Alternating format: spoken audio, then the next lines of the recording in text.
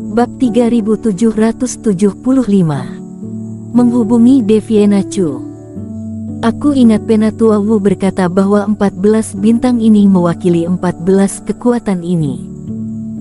Semua kultivator harus bergabung dengan salah satu kekuatan ini dan mereka akan makmur dengan kekuatan itu. Hanya ada satu kesempatan untuk mengubahnya. Kerohanian melewati 14 bintang, Erikin secara naluriah dapat dengan jelas merasakan bahwa beberapa aura akrab baginya dan beberapa tidak dikenal. Yang relatif akrab adalah Qingsu, Suezu, Kota F dan klan Kera. Cahaya bintang-bintang milik Qingsu benar-benar lemah. Erikin sedikit mengernyit. Di antaranya, klan Kera yang paling gelap, tapi itu biasa. Klan Kera, klan Rubah, klan Beruang adalah 3 kekuatan terakhir yang memasuki hutan pagi kabut, mendapat hasilnya pasti paling sedikit. Tapi para kultivator daratan Jiushu sudah memasuki tempat ini. Di antara 3 daratan yang dia kenal, hanya Kota F yang cukup baik, Suezu dan Qingsu juga biasa saja. Hal ini menunjukkan bahwa kekuatan para kultivator di daratan Jiushu pada awalnya sudah tercermin dari pencapaian rapat terbesar. Panen akhir rapat terbesar juga akan mempengaruhi pendapatan Istana Bintang di setiap tempat dalam 2000 tahun ke depan. Artinya, dapat menyebabkan master menjadi lebih kuat dan yang lemah menjadi lebih lemah. Yang paling terang di antara mereka adalah milik Longzu. Longzu, tempat Niko Bai berada. Cahaya yang dipancarkannya bahkan lebih besar daripada gabungan Qingsu dan Suezu. Jika menunggu sampai akhir rapat terbesar, situasi ini tidak berubah. Qingsu dan Suezu hanya akan lebih lemah di masa depan. Longzu akan menyapu bersih daratan Jiushu di masa depan dan itu bukan hal yang tidak mungkin. Ini jelas bukan hal yang baik untuk Mita Yan dan Istana Bintang lainnya dan bahkan para kultivator. Adapun pihak mana yang ingin dia ikuti, Erikin sudah membuat keputusan, jadi dia tidak perlu ragu sama sekali. Dengan pikirannya digerakkan, aura segel ini menyatu dengan lokasi Istana Bintang di Qingsu. Banyak teman yang dia kenal di daratan Jiushu, Mita Yan, Tetua Di, Kepala Suku Li, Deviena Chu dan lain-lain, semuanya dari Qingsu, terlepas dari Istana Bintang atau berbagai kekuatan, juga telah memberinya banyak bantuan. Saat ini, tidak perlu alasan tambahan lainnya untuk memilih Qingsu. Ketika aura segel menyentuh bintang-bintang di atas, Erikin memerhatikan bahwa ini adalah cahaya bintang di Qingsu, yang tampak sedikit lebih terang, jejak yang sangat halus. Artinya prestasi Erikin di masa depan juga akan mempengaruhi panen Qingsu dalam rapat terbesar ini. Itulah alasan mengapa yang satu makmur dan yang satu tidak. Segera setelah itu, Erikin merasakan peta besar mengalir ke laut kesadarannya. Setelah dirasakan, itu adalah peta topografi hutan pagi kabut di mana dia berada. Tidak heran mereka dapat mengetahui apakah tempat ini jauh di dalam hutan atau tepi dan dapat menemukan arah. Erikin sedikit terkejut. Tempat ini dikelilingi oleh pohon-pohon raksasa yang menjulang tinggi dan perbukitan yang mirip. Sepertinya tidak ada referensi sama sekali. Ternyata itu adalah cincin perunggu untuk menentukan lokasi. Dan dia melihatnya dengan sekilas. Lokasi di mana dia berada saat ini memang berada jauh di dalam hutan, di sisi selatan hutan pagi kabut, bukan di tengah hutan lebat, melainkan di pinggir. Hah? Di mana lagi tempat ini? Dan Erikin dengan cepat menyadari bahwa di tengah hutan pagi kabut, hanya ada satu titik, yang jelas berbeda dengan pegunungan di sekitarnya dan cukup jauh. Aturan hutan pagi kabut, semakin dekat ke pusat, semakin mudah memperoleh energi bintang fajar dan tentunya semakin tinggi bahayanya.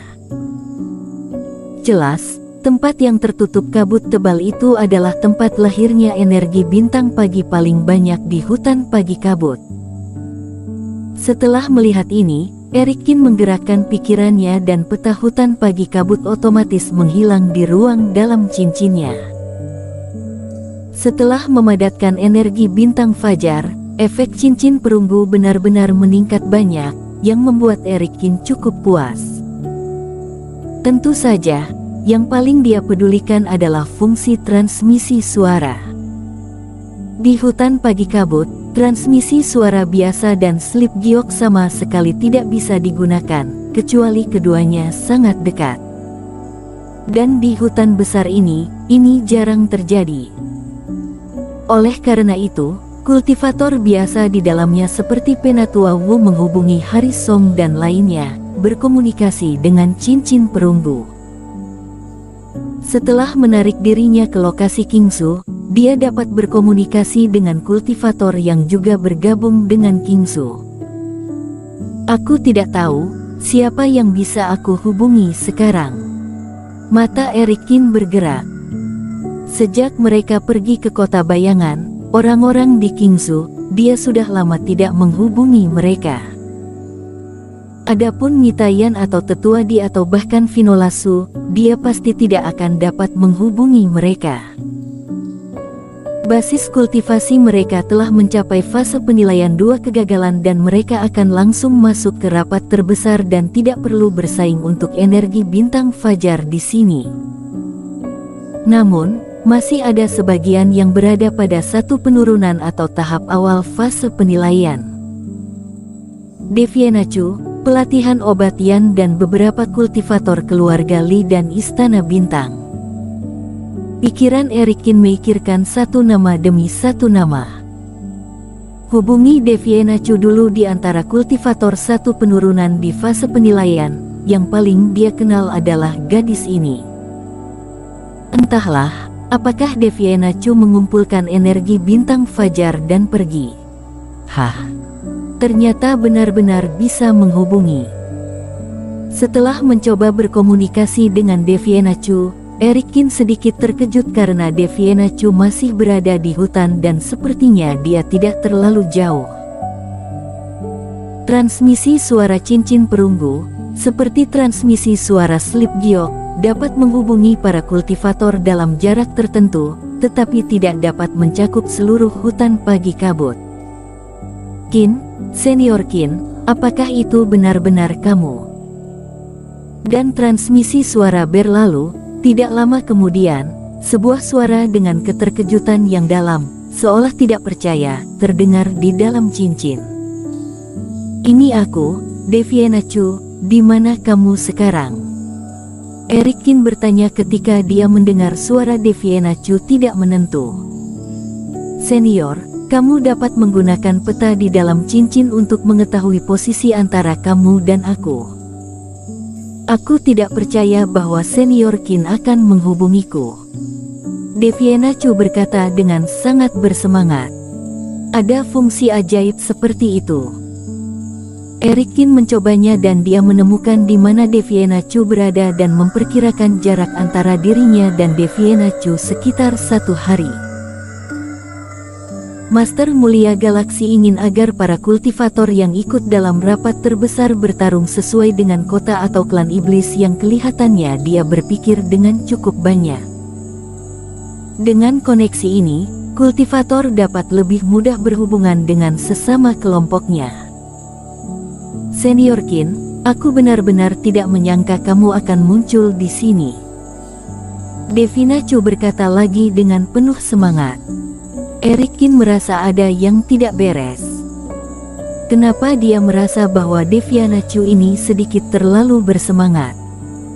Bahkan jika dia tidak memasuki hutan pagi kabut bersama mereka, itu normal untuk bertemu dengannya di sini. Pasalnya, saat meninggalkan Kingsu, dia berada di kultivasi tingkat 1 penurunan fase penilaian. Kamu ini, mengapa kamu begitu bersemangat? Mungkinkah ada bahaya di dekatmu? Tanya Erikin. Tidak, aku cukup aman di sini, Tapi kupikir sudah terlambat bagi senior Qin untuk memasuki hutan pagi kabut sebelumnya. Deviena Chu tersenyum pahit. Aku terlambat datang dan memangnya kenapa? Erik Qin merasa bahwa dia mengerti maksudnya. Dalam perjalanan ke hutan pagi kabut, kami bertemu dengan beberapa kultivator yang melarikan diri dari kota bayangan dan mereka mengatakan bahwa ada pembunuhan mengerikan di kota bayangan. Bersambung.